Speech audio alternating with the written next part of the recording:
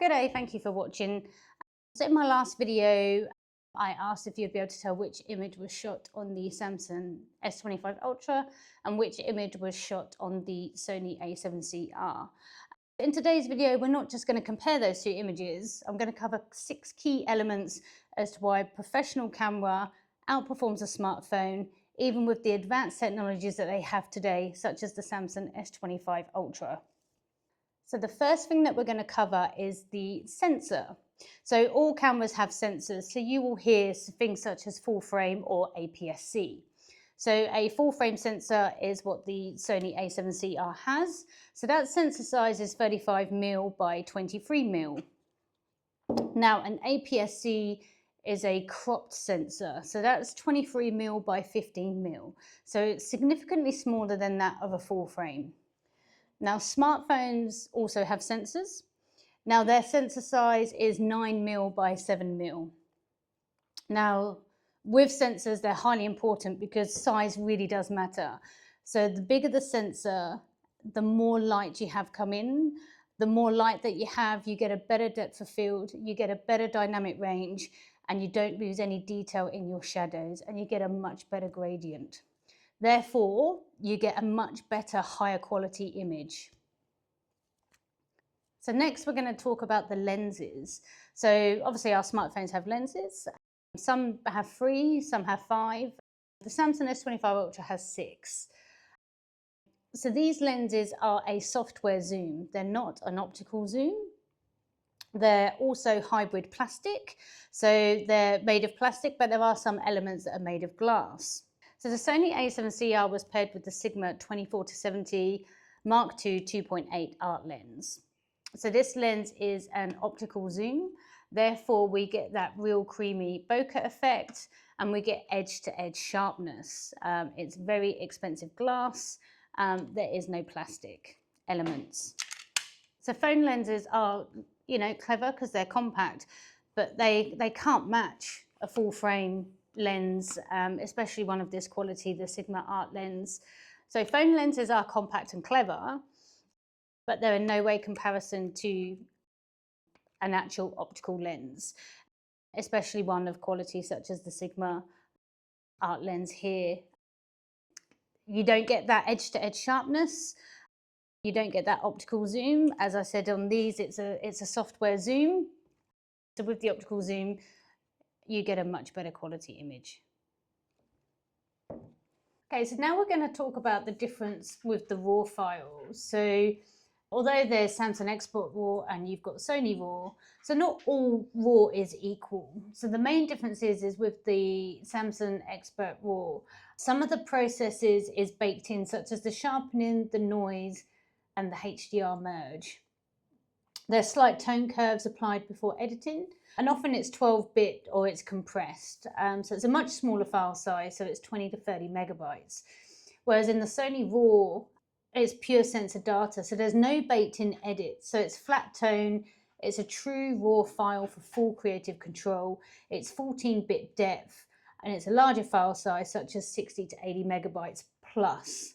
So although both files say RAW, but they're not starting from the same place. The Sony file gives me full control, such as white balance, tone curve, shadows, highlights. The phone RAW looks good fast, but it's already made some choices for you that you can't change. So if you have a look at these two images side by side, you can see the significant difference, such as the color tone, those shadows, those highlights, the tone curve, the contrast, the detail. It's all very different. So on my right is the Samsung S25 Ultra shot, and on my left is the Sony A7CR.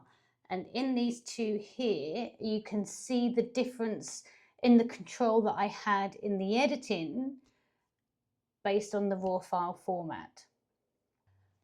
When we talk about bit depth, we mean editing headroom. So with the Samsung usually being 10 to 12-bit RAW, the Sony being 14-bit RAW. So the bit depth is how many shades of color and detail the image contains. So with Sony, that gives me a smoother gradient, more room to push shadows or pull highlights before the image falls apart. So let's talk about the color profiles. So as you can see in those two images, that the color profiles are very different. So I edited the Sony image first and I saved that preset. And then when I imported the Samsung file, I placed that preset onto that file. The colors are still different. And the reason why the colors are different is because, as mentioned earlier, the Samsung RAW file is not 100% raw. So it's already got that baked in color profile and tone mapping. It's also already decided on the shadows, the highlights, and how soft the whites are going to be, because the Samsung RAW file is built for instant visual appeal as opposed to a workflow.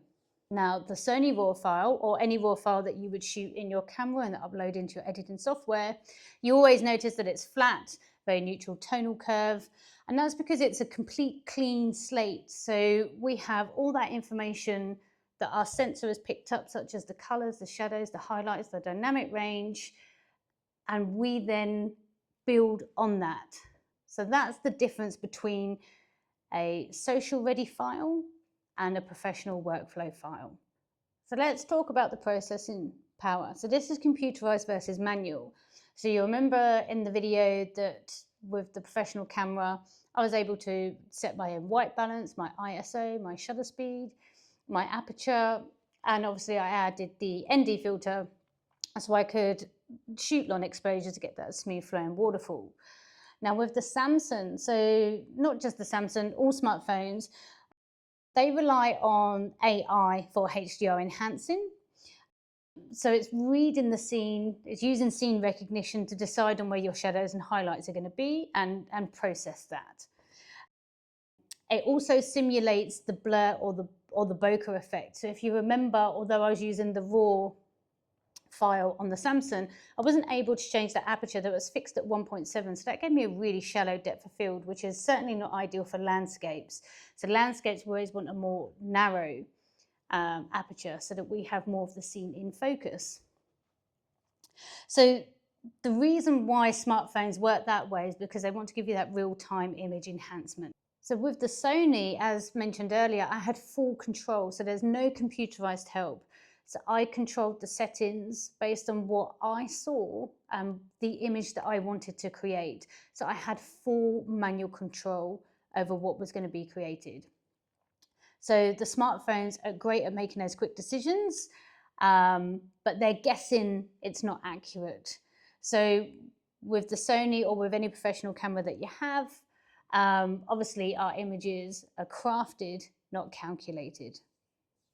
So the conclusion, what do you prefer, the smartphone or the camera? So for me personally, it has to be the camera because I care about that optical zoom, that dynamic range, that freedom, that flexibility to be able to create what I see and what I want to create as opposed to any computerized information. Whereas smartphones, I think, yep, they're great, they're convenient, handy, you know, great for speed. But if you care about that, all those other elements, the dynamic range, the optical zoom, the sharpness, the ability to create, then the camera is more suited for you. But let me know what you think in the comments below. Thank you again for watching. And if you'd like to see more, obviously follow or subscribe. And I'll see you guys soon. Take care.